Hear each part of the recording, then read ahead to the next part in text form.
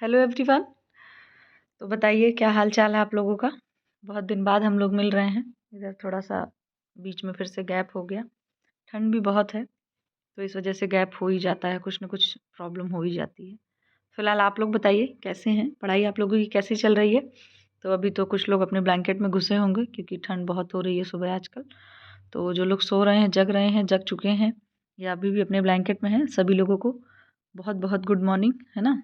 और चलिए अब धीरे धीरे आप लोग कोशिश कीजिए कि आप लोग भी जग पाएँ, क्योंकि मैं भी जग चुकी हूँ और आई होप कि काफ़ी लोग जग ही चुके होंगे। तो चलिए आज जो है हम लोग प्रैक्टिस सेट रोज़ हम लोग कर ही रहे थे, तो मैंने सोचा कुछ थोड़ा सा अलग पढ़ते हैं, ठीक है। तो आप लोग को पता ही है कि जो एग्ज़ाम होते हैं हमारे, उसमें 1 नंबर का कभी कभार पूछ ही लिया जाता है डिफेंस मैकेनिज्म, ठीक है, जिसको हिंदी में बोलते हैं रक्षा युक्तियाँ। उससे अच्छा रक्षा युक्तियाँ से अच्छा है आप डिफेंस मैकेनिज्म हिंदी में भी बोल लो तो ज़्यादा बेटर है। और टीजीटी में भी आपका एक क्वेश्चन आया भी था और डीएसएसबी वगैरह में भी पूछ ही लेते हैं। तो चलिए हम लोग देखते हैं, आज एक-एक करके देख लेते हैं कितने डिफेंस मैकेनिज़्म होते हैं। इसमें ज़्यादा कुछ डिस्क्राइब नहीं करना है, बस हमें थोड़ा-सा पता कर लेना है या कीवर्ड्स कुछ पकड़ लेने हैं, जिससे एग्ज़ाम में अगर 1-2 नंबर के क्वेश्चन आ भी रहे हैं तो हम उसको उससे हम थोड़ा हैंडल कर पाएँ, ठीक है? तो चलिए, अच्छा सुबह आप लोग अभी जगे नहीं होंगे, तो मैंने तो यही ब्रेकफ़ास्ट बनाया था आज, तो मैंने सोचा आप लोग को भी यहीं से मैं वा वैसे तो खिला नहीं सकती, वर्चुअली आप लोग भी खा सकते हैं। तो आराम से बढ़िया देखिए ब्लैक कॉफ़ी-वॉफ़ी पी लीजिए आप लोग भी, या चाय-वाय जिसको जो भी पसंद हो भाई, उपमा बना के खा लीजिए। फ़िलहाल अब आते हैं हम लोग अपने टॉपिक पे। और 1-2 बात हम लोग कहते ही हैं, कुछ थोड़ा-सा मोटिवेशन वाली।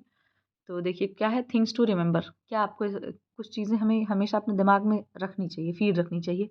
जैसे कि you are strong, you are enough, you are capable, you are important, ठीक है। ये सभी चीज़ें जब आप अपने दिमाग में रखेंगे ना कि आप स्ट्रॉन्ग हैं, आप इनफ हैं, आप कैपेबल हैं, आप इम्पोर्टेंट हैं, ठीक है। अपनी खुद को भी इम्पोर्टेंस देना बहुत ज़रूरी है, ठीक है। हालाँकि हम ये कहते हैं बट खुद के ऊपर ये चीज़ नहीं लागू कर पाते। बट अब हमें कोशिश यही करनी है कि हम खुद के ऊपर थोड़ा-सा इस चीज़ को लागू कर पाएँ, ठीक है। तो चलिए ये हो गई हमारी बातें आज की। आप सभी लोगों का दिन क्या हो, बढ़िया शुभ हो। इसके साथ, है ना, हँसते मुस्कुराते स्वस्थ रहिए, ठंडी से बचे रहिए, ठीक है।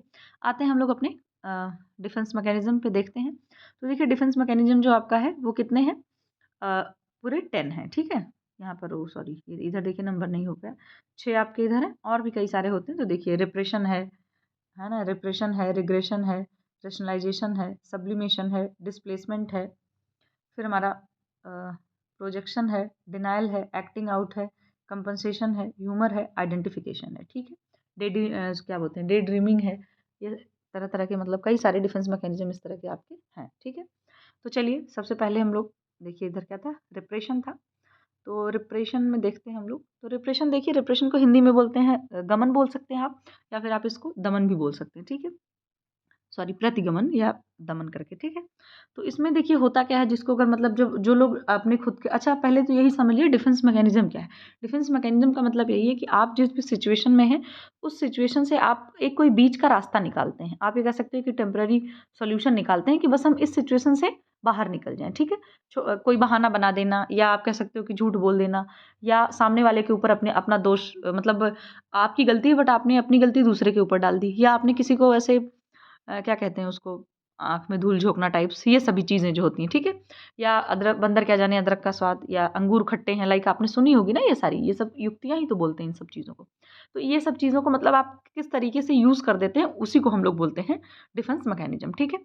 तो यहाँ पर देखिए क्या है, रिप्रेशन। तो कहने का मतलब ये है कि इसमें होता क्या है, जो मतलब जिनके अंदर जो लोग रिप्रेशन का यूज़ करते हैं, आप कह सकते हो कि उन बातों या तथ्यों को दबा देना जो उम्मीद से हटकर है। इसमें होता क्या है, उम्मीद से हटकर इन द सेंस, जैसे मान लीजिए एक देखिए इसको एग्जांपल से ही हम लोग समझ सकते हैं, ठीक है। इसमें होता क्या है, जैसे मान लीजिए आपने क्या किया, आप आपका कोई बहुत ड्रीम है ना, कोई आपने बहुत बड़ा ड्रीम देख रखा है कि मैं जाऊँगा, मैं मुंबई जाऊँगा और मैं वहाँ पे बैठ के बढ़िया एक्टिंग करूँगा, या कोई लड़की सोची मैं मॉडल बन जाऊँगी, है ना, या मैं हीरोइन बन जाऊँगी, इस तरीके की चीज़ें। लेकिन अब ये चीज़ें क्या है, आपको मतलब लोग कहेंगे कि नहीं ठीक ठीक है, घर में आपको लग रहा है कि आपने अभी घर वालों से कहा नहीं, लेकिन आपको खुद ही आपने सोचा, फिर आपने सोचा कोई इस चीज़ को एक्सेप्ट नहीं करेगा, कोई मुझे जाने नहीं देगा, तो इस चीज़ को छोड़ो यहीं पे, ठीक है। फिर आप उसको आप छोड़ देते हैं, फिर अपनी उस शिक्षा को आप अपने अंदर ही क्या करते हैं, दबा लेते हैं। मैं कहने का मतलब सीधे ये कि जो आपकी फीलिंग्स हैं, है ना? आपकी जो फीलिंग्स हैं, उन फीलिंग्स को क्या करते हो आप? अपनी फीलिंग्स को बिल्कुल एकदम से दबा देते हो आप, ठीक है? फीलिंग्स को एकदम सप्रेस कर देते हैं आप, ठीक है? तो ये आपका जो रिप्रेशन है, रिप्रेशन का मतलब यही हुआ कि कोई चीज़ अगर आप करना चाह रहे हैं, जो आपको लग रहा है कि आपकी उम्मीद से घर वाले नहीं मानेंगे या उम्मीद से हट कर है, तो उस चीज़ को आप अपने अंदर ही उसको एकदम कह सकते हो, अपने अंदर ही आप उसको निगल जाते हैं कि ठीक है रहने दो, कोई मानेगा नहीं इसलिए छोड़ते हैं इसको, ठीक है। ये हो गया आपका रिप्रेशन। फिर दूसरा है हमारा रिग्रेशन, ठीक है। तो रिग्रेशन में क्या होता है कि जैसे मान लीजिए रिग्रेशन का मतलब पलटाव का मतलब कोई चीज़ पलट जाना, एक तरीके से इस तरीके से लो, तो पलटने में क्या होती है, चीज़ें वापस हो जाती हैं, ठीक है। तो इसमें होता क्या है कि जो जिसके अंदर भी ये मतलब रिग्रेशन वाली चीज़ होती है, पलटावी गुण आता है, उसमें इंसान क्या करता है, अपने जिस एज में वो है उस एज से पहले की अवस्था में चला जाता है, या अपनी एज जो एक्चुअल एज है उसकी, उस एज से पहले के जो काम होते हैं या पहले की जो कुछ कैरेक्टरिस्टिक्स होती हैं उनको वो मतलब करने लग जाता है। जैसे होता क्या है कि मान लीजिए थोड़ा भी कुछ हुआ, आपको किसी ने ज़रा सा डाँटा और आप बहुत फूट-फूट कर रोने लग गए, बहुत ज़्यादा चीख-चीख के चिल्ला करके आप रोने लगे, हाथ-पैर पटकने लग गए। तो ये काम कौन करता है? छोटे बच्चे ही करते हैं, हाथ-पैर पटक के रोना, है ना? इस तरीके की चीज़ें अगर आप बड़े हो गए हैं फिर भी आप ऐसे रो रहे हैं, तो ये चीज़ मतलब इसका जो उदाहरण होगा वो रिग्रेशन में आपके आएगा, ठीक है। और जैसे मान लीजिए बेड वेटिंग, यानी कि जो बिस्तर पे बच्चे सूसू कर देते हैं, बड़े होने के बाद अगर कोई इस तरीके की चीज़ें कर दे रहा है, तो इस तरीके की चीज़ें मतलब होती हैं। इसमें कह सकते हो आप कि इंसान क्या करता है, कुछ चीज़ें जैसे रो करके, है ना? या बहुत गुस्सा करके, इन सब चीज़ों को करके अपने अंदर की एक तरीके से जो एक कह सकते हो आप भड़ास निकालता है, मतलब निकालता है वो कहीं न कहीं, ठीक है?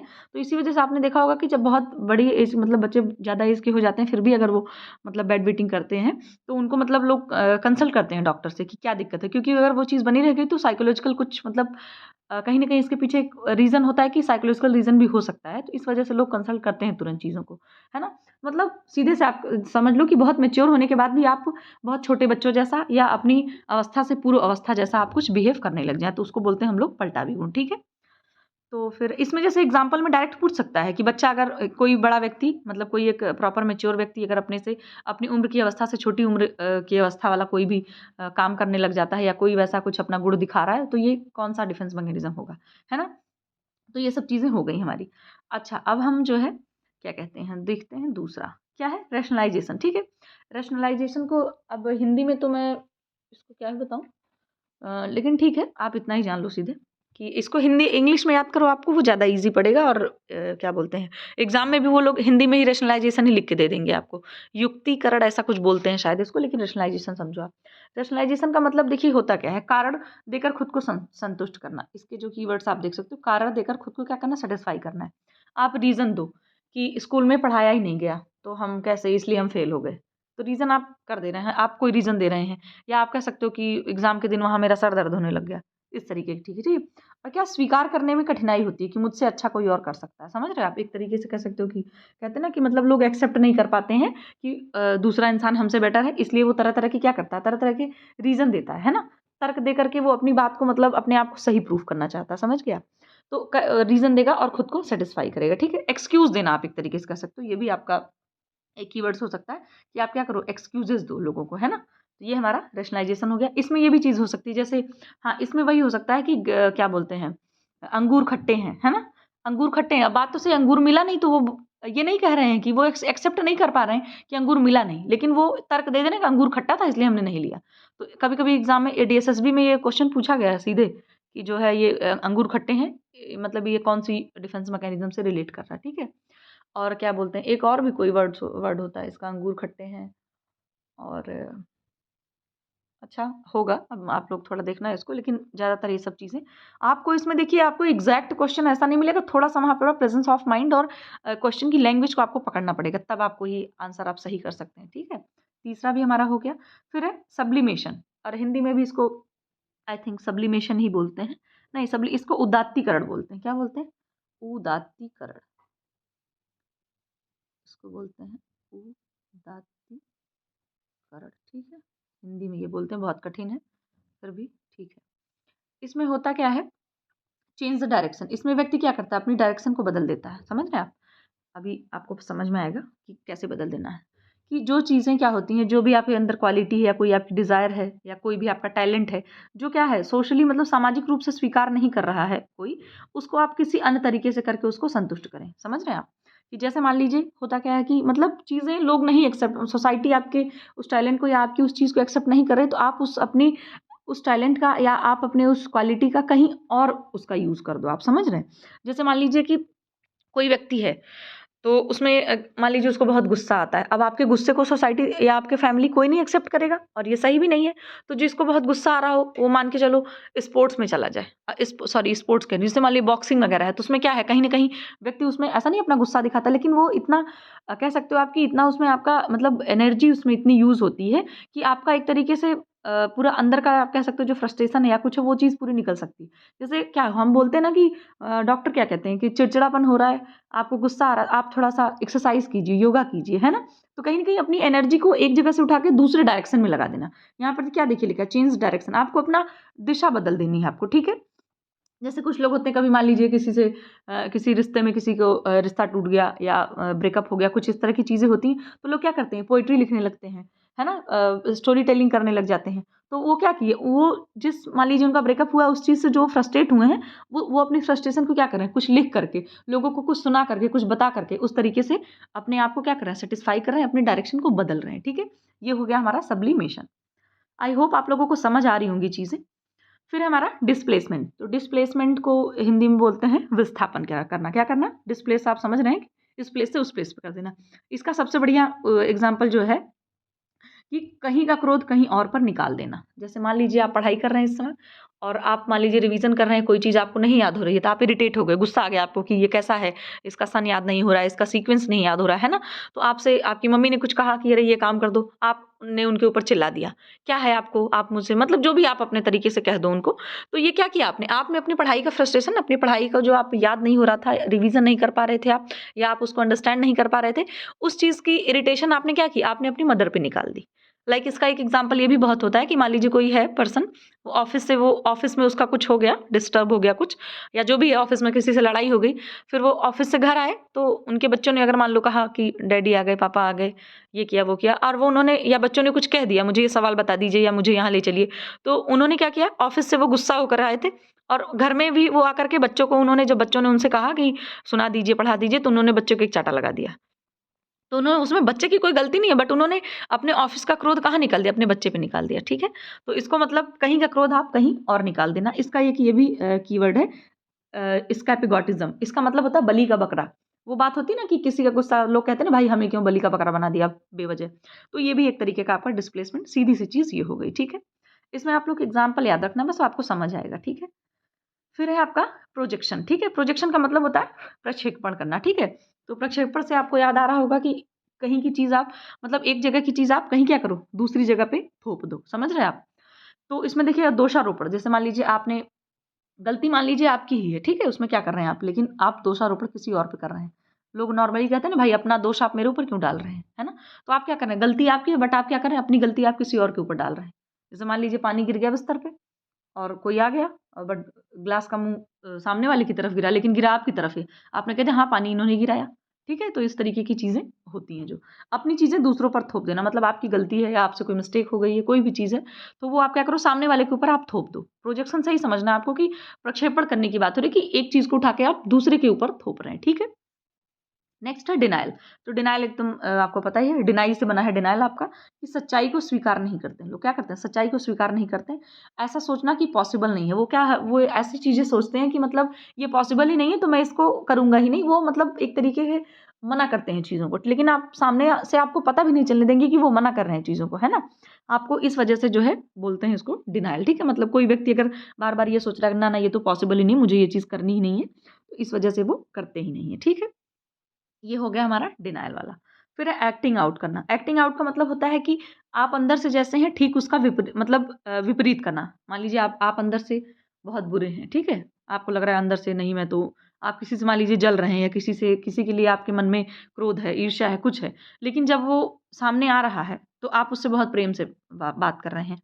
इसका बहुत एक स्ट्रॉन्ग एग्ज़ाम्पल है। लोग कहते हैं कि हम तो मतलब दहेज के बहुत खिलाफ हैं, है ना? कि हम दहेज के बहुत खिलाफ हैं, लेकिन जब शादी होती है तो वो क्या करते हैं, वो दहेज ले लेते हैं, समझ गए आप? और इसका एग्ज़ाम्पल ये भी हो सकता है कि जैसे मान लीजिए कि मैं तो, कोई कहे मैं तो बहुत हेल्प करता हूँ लोगों की, मैं तो गरीब बच्चों को पढ़ाता हूँ, मैं तो बूढ़े लोगों की मदद करता हूँ, अनाथ आश्रम जाता हूँ, ठीक है? लेकिन जब ज़रूरत पड़े तो वो कुछ ना करें, सीधे छोड़ के चले जाएँ, कोई मदद ना करें।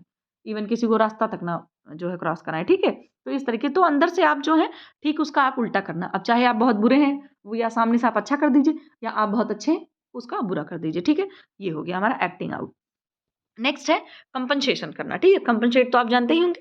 कंपनसेट का मतलब अब हिंदी में तो जो है नहीं है कुछ, तो इसमें कंपनसेट का मतलब सबसे पहले ये होता है, एक एग्जांपल से आप समझिए कि जैसे कुछ लोग हैं, मान लीजिए आईएएस की प्रिपरेशन कर रहे हैं, आईएएस नहीं बन पाए तो वो क्या करते हैं, नेता बन जाएंगे और क्या करेंगे, चीज़ों को एडमिनिस्ट्रेट करेंगे, प्रशासन में आ जाएंगे। मतलब क्योंकि आईएएस बन के भी क्या करते हैं, हम देश की सेवा करते हैं, पूरा प्रशासन देखते हैं, है ना। एक जिले का आपको दे दिया गया, पूरा जिला आप हैंडल करेंगे। तो उसी तरीके से नेता लोगों का भी तो यही होता है ना, कि उनको जो उनका एरिया होता है, जो उनकी पब्लिक होती है, उनको वो सारी चीज़ें देखते हैं, उनकी प्रॉब्लम को सॉल्व करते हैं, है ना। तो उस तरीके से मतलब क्या हुआ कि आप आईएएस नहीं बन पाए तो आपने नेता बन के आईएएस बनने का एक कंपनसेट कर लिया एक तरीके का, ठीक है। इसका एग्जांपल ये भी हो सकता है, जैसे मान लीजिए जिसकी हाइट कम है ना, गर्ल्स में वाले किसी की हाइट कम है। अब गर्ल्स इसमें कोई बुरा नहीं मानेगा अगर किसी की हाइट कम है, तो ये सब होता रहता है। तो हाइट अगर कम है तो क्या करते हैं, हम हील पहन लेते हैं, है ना। तो हील पहन के क्या होता है, हमारी हाइट थोड़ी सी बड़ी हो जाती है, हम कंपनसेट कर लेते हैं, चलो कोई बात नहीं, छोटे हैं तो क्या हुआ, हम हील पहन के बात कर लेना, ठीक है। ये हो गया हमारा कंपनसेट करना। फिर है हमारा कि आइडेंटिफिकेशन। आइडेंटिफिकेशन का मतलब ये होता है कि किसी को देखकर आप स्वयं की पहचान बना लो आप, है ना। कहने का मतलब ये है कि जैसे स्वयं की पहचान, जैसे मान लीजिए कोई है आपके, मान लीजिए कोई टीचर है या आपकी कोई दोस्त है, वो आपको बहुत अच्छी लग रही है, तो आप क्या करो, आप उसी की जैसी मतलब जैसा उनका रोल है वही सारी चीज़ें आप खुद भी करने लग जाओ। समझ रहे हैं आप, कि किसी को आपने देखा, फिर आपने उसी तरह की अपनी भी पहचान आप बनाना चाहो। मान लीजिए आपने देख लिया किसी को, मान लीजिए आपकी कोई मतलब कोई फ्रेंड है या जो भी आप समझ लीजिए, मान लीजिए आपके पापा हैं, लाइक, है ना। उनकी पर्सनैलिटी आपको बहुत पसंद आ रही है, तो आप क्या करोगे, आप उन्हीं की जैसे सारी चीज़ें करो, है ना। अगर मान लीजिए कोई लड़का है, उसको अपने पापा की पर्सनैलिटी पसंद है, तो वो क्या करे, उन्हीं के जैसे हेयर स्टाइल, उन्हीं के जैसे पूरा अपना गेटअप, उन्हीं के जैसा सोचना, उन्हीं के जैसे काम, मतलब सारी चीज़ें उन्हीं को अपना रोल मॉडल समझ लेना। तो ये हो गया हमारा आइडेंटिफिकेशन, ठीक है। और डे ड्रीमिंग एक होता है, आपको पता ही है डे ड्रीमिंग। एक सेकेंड यहीं पे लिख देती हूँ मैं, ये आपको पता ही होगा, डे ड्रीमिंग वाला, ठीक है। भाई पेन अच्छा नहीं चल रहा, राइटिंग पे कोई चीज़ नहीं करेगा, ठीक है। डे ड्रीमिंग आपको पता है दिवा स्वप्न होता है, ठीक है। तो इसमें लोग क्या करते हैं, चीज़ों को बहुत इमेजिन करते हैं, है ना, इमेजिनेशन में चलते रहते हैं, आपको पता ही है। और ये सब चीज़ें हो गई। आई थिंक अब हम लोगों का ये खत्म हो चुका। एक और है आपका रिएक्शन फॉर्मेशन। रिएक्शन फॉर्मेशन का मतलब होता है कि प्रतिक्रिया निर्माण, मतलब आप किसी चीज़ के प्रति क्या करो, कुछ प्रतिक्रिया दो, ठीक है। तो इसमें भी वही बातें होती हैं कि जैसा आप बोल रहे हैं वैसा बिल्कुल उसका अपोजिट करना, ठीक है। वही सारी चीज़ें होंगी, जैसे दहेज वाला एग्जांपल लिया हम लोगों ने, तो ये सब चीज़ें हैं हमारी। और अब मुझे लगता है हाँ, ये हमारा खत्म हो गया। सॉरी, आपका डिफेंस मैकेनिज्म 10 था। इससे आपसे ज़्यादा एग्जाम में कुछ नहीं पूछा जाएगा, और जो मेन मेन है यही होते ही हैं, ठीक है। तो चलिए, ये आपका जो अच्छा एक चीज़ और, ये जो डिफेंस मैकेनिज्म है, आई थिंक मैंने एक वीडियो में बता दिया था कि जो फ्रॉइड की बेटी थी अन्ना फ्रॉइड, उन्होंने दिया था, लेकिन नहीं, अन्ना फ्रॉइड ने डिफेंस मैकेनिज्म के ऊपर काम किया था, इसके ऊपर और ज़्यादा स्टडी करी थी, ठीक है। लेकिन दिया जो मतलब दिया इन्होंने था, किसने दिया था, फ्रॉइड ने ही दिया था इसको, ठीक है। तो ये चीज़ आपको याद रखनी है कि किसने दिया था, जो फ्रॉइड थे, सिगमंड फ्रॉइड आपके, ठीक है, उन्होंने ही इसको दिया था, ठीक। तो ये आपको याद रखना है कि फ्रॉइड ने ही दिया था। चलिए, अच्छा, ये 2-3 चीज़ें मैंने इसमें ऐड करी है आपके लिए, देख लीजिए। पर्सनैलिटी, आपको पता है पर्सनैलिटी कैसा शब्द है, लैटिन वर्ड है, लैटिन वर्ड से लिया गया है, जिसका मतलब जिसका वर्ड है, जो लैटिन वर्ड है। पहली चीज़ तो पर्सनैलिटी क्या है, personality is a Latin word, और ये लिया किस शब्द से गया है, पर्सोना से, ठीक है। पर्सोना का अर्थ क्या होता है, मुखौटा, हिंदी में बोलते हैं, ठीक है। तो ज़ाहिर सी बात है, जो हमारी पर्सनैलिटी होती है, कहीं न कहीं ऊपर से लोग देख लेते हैं कि हाँ, कैसी पर्सनैलिटी इनकी। यूजुअली तो यही लोग बोलते हैं कि इनकी पर्सनैलिटी अच्छी है, इनकी पर्सनैलिटी ऐसी है। ये 2 लाइन मुझे इंपॉर्टेंट लगी, तो मैंने यहाँ पे जस्ट लिख दिया है। 2 चीज़ आप याद रख लो कि पर्सोना शब्द से लिया गया है, और वर्ड कौन-सा लिया है, मतलब कौन से शब्द से लिया गया है, वो है लैटिन। और जो आप कह सकते हो, मतलब ये है पर्सोना, तो ये इस शब्द से मतलब जो पर्सनैलिटी है वो पर्सोना से बनाया गया है, ठीक है। शब्द है आपका लैटिन। अच्छा, यहाँ पे ये थोड़ा-सा फुल फॉर्म मैंने ऐड कर दिया है, देखिए, WAIS, है ना? ये आप लोगों का होम साइंस के एग्ज़ाम में पूछा जाता है, स्पेशली नेट के एग्ज़ाम में, ठीक है? मैचिंग करने के लिए आ जाता है, या फिर कभी-कभी फुल फॉर्म भी पूछ लेते हैं। तो जो आपका वैसे इसका फुल फॉर्म है, वेस्लर अडल्ट इंटेलिजेंस टेस्ट। जो वेस्लर थे आपके वैज्ञानिक, उन्होंने मतलब मतलब जो लोग युवा हैं, अडल्ट के लिए उन्होंने इंटेलिजेंस टेस्ट बनाए थे उन्होंने, तो उसपे मतलब एक मेज़र करने के लिए ये था आपका वेस, ठीक है? तो इसको बोलेंगे हम लोग वेस्लर अडल्ट इंटेलिजेंस स्केल, ठीक है। इसी तरीके से उन्होंने बच्चों के लिए भी बनाया था, तो Wechsler intelligence scale for children, बच्चों के लिए इन्होंने बनाया था, ठीक है। तो ये हो गया हमारा। इसके बाद है, इसमें आई थिंक आपके जो है 10 से 15 साल के बच्चे रहते हैं, क्लियर नहीं है मुझे फिलहाल, अभी आप इसका फुल फॉर्म ही जानो, ठीक है। फिर तीसरा है हमारा कि WPPSI, ठीक है। ये तो बहुत इंपॉर्टेंट है, ये आता है एग्जाम में, नेट के एग्जाम में पूछते हैं ये। तो इसका फुल फॉर्म है आपका Wechsler pre primary school intelligence, ठीक है। तो ये हो गया, हमारा फुल फॉर्म हो गया। और बस आज के लिए इतनी ही चीज़ें थी, मैंने सोचा कुछ अलग करते हैं थोड़ा-सा। तो आई होप आप लोगों को अच्छा लगा होगा और थोड़ा बहुत समझ भी आया होगा। और इतने में अगर आप समझ जाते हैं और एक ये जो कीवर्ड्स हम लोगों ने लिखे हैं, अगर आप इसको नोट कर लेते हैं तो डेफ़िनेटली आपका कोई क्वेश्चन गलत नहीं होना, ठीक है? ऐसे बाकी तैयारी करते रहिए, एग्ज़ाम का तो अभी देखते हैं क्या है, क्या नहीं है। और बताइएगा आप लोग कमेंट सेक्शन में कैसे हैं, तैयारी-वैयारी कैसी चल रही है आप लोगों की? ठंड से बचे रहिए, इस टाइम ठंड बहुत चल रही है। तो चलिए फिर, अब आज मैंने सोचा मिलते हैं, काफ़ी दिन हो गया था। फिर चलिए अब मिलेंगे, अब मिलेंगे हम लोग, डेली मिलेंगे। आज हम लोग मैं सोच रही हूँ आप क्या बोलते हैं, एमपीपीएससी का जो अभी क्या बोलते हैं एग्ज़ाम होगा असिस्टेंट प्रोफ़ेसर का, तो उसका पेपर हम लोग एक बार डिस्कस कर लेते हैं थोड़ा-सा। वो जैसे कि सारे एग्ज़ाम के लिए हेल्पफुल होगा। पेपर डिस्कस कर ही रहे हैं, तो जितने भी पेपर हैं हमारे पास वो सब मैं सोच रही हूँ आप लोगों को डिस्कस करवा दिया जाए। मैं भी थोड़ा कर ही लूँगी आप लोगों के साथ। तो चलिए, वीडियो आपने देखी उसके लिए धन्यवाद। और बताइएगा वीडियो कैसी लगी, इन्फॉर्मेशन कैसी लगी। मिलेंगे हम लोग दूसरी वीडियो में और दूसरे टॉपिक के साथ। और तब तक आप लोग अपना ध्यान रखिए। मैं कोशिश करती हूँ कि शाम तक ही आप लोगों को वीडियो मिले, ठीक है? चलिए फिर, bye bye, take care, good day.